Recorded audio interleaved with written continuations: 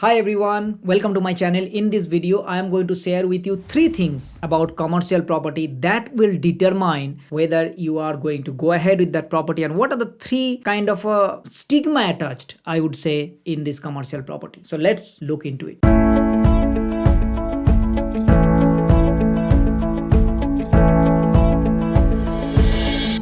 The first stigma attached in commercial property is that commercial property, once it comes to vacant, this is never going to be tenanted. And that's the kind of fear perhaps you are going through. And you might have seen there are some for lease sign and you think that those properties not going to be signed. But if you look into it, if you dig deeper, you will understand that sometimes these agents or the selling agents or the leasing, they put this for sale little bit longer even though the property become tenanted so that they can attract more people. So in other words, let's say they have signed a for lease and they have the property has been leased already. They have not taken that sign because by seeing that other people are going to talk to them, right? Contact them and they will get this information and they can now channelize them to their other properties that they have. So it's kind of an advertising mechanism that they attract more and more tenants, because just now the way you find a residential property tenancy, the same thing way you find that commercial property tenancy as well. Yes, it might be a little bit of longer vacancy because of the nature of these transactions, but it is not like that the property, just because there is a for lease and it's been there for last 3 months, means the property is vacant for that long. In fact, most of the cases, if you inquire them, they will always say, oh, it's been tenanted but I have other properties where I can show it to you. So they basically use that as an advertisement point. So if you see that lot of for sale signs, not only thinking about those are vacant properties, it's kind of an advertisement for these agencies so that they can get more and more tenants. The second stigma that it is attached with commercial properties, that in commercial property we do not get growth. The commercial property will never go up. It is, if I buy a property for $1 million,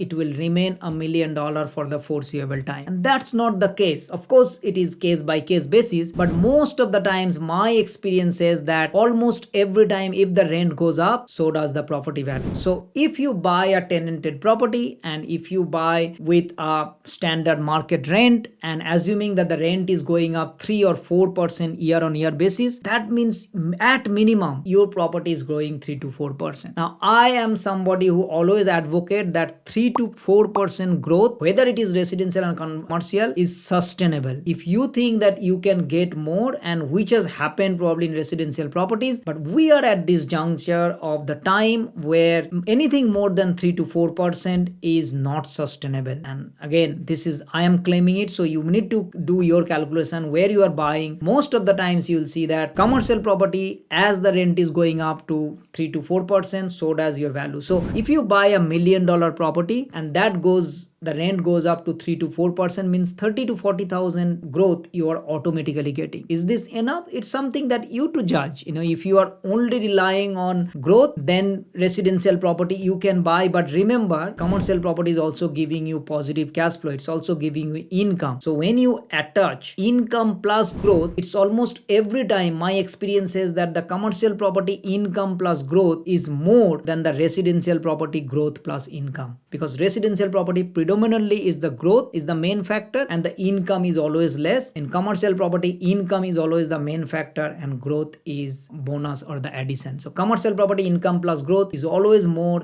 than the residential property growth plus income. And the third stigma that is attached in commercial property is that, oh, to buy a commercial property I need millions and millions of dollars. This is not for us, it's mostly for the wealthy individual. And that's not the case. In my experience, we purchase properties which is as little as $300,000. Yes, that's right. The whole property is $300,000 commercial property. Of course, it is rent is also significantly low. In other words, 21,000 something net. That's 7% return. But it is 300,000. If you have, let's say, around 80, 90,000, $100,000, you could own a commercial property. And it is tenanted property. It could be a 5 years tenancy plus another 5 years options. You could buy this kind of properties is even as low as 300,000. It's just the stigma that is attached that you need millions of dollars. Yes, commercial property, it can go all the way to 20 million, 30 million, 50 million. That does not mean you cannot buy a strata title and small retail or an office or any kind of small industrial with as low as $300,000. It's just you have to look around, you need to find out, you need to learn, and you need to educate yourself to find this kind of deals, and then you would be able to buy it as well. So this is another stigma that is always attached, that it needs a higher value. But my experience says that if you look, you would be able to buy based on your budget. Now, I don't know what's your budget, so you can start all the way to 300,000 to then you can look for 3 million or even sometimes 30 million dollar, if that's the property that you would be looking. But commercial property is not only for the wealthy individuals, it's also for you and me who can buy these properties, and